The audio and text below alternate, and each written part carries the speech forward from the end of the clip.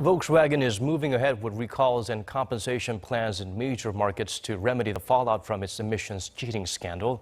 But according to our Kim Min-ji, that hasn't been the case for Korea. Take a look.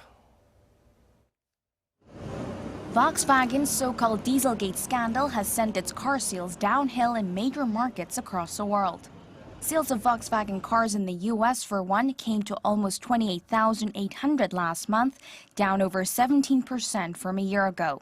In fact, sales have been on a steady decline since the German carmaker admitted to having used a cheat device that manipulates emissions data.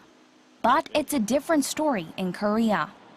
The number of registered Volkswagen cars came to over 2,300 last month, down about 8% from a year ago.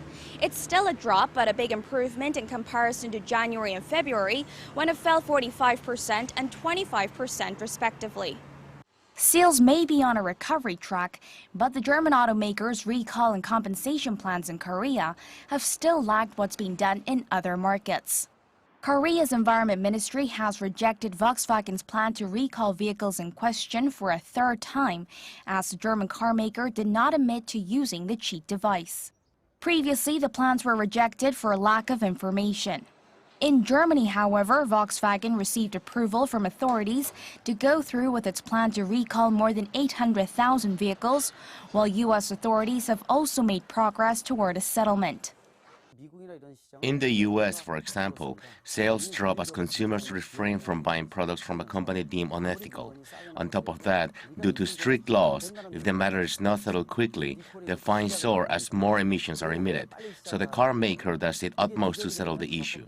But Korea lacks these kind of regulations, so there's no rush.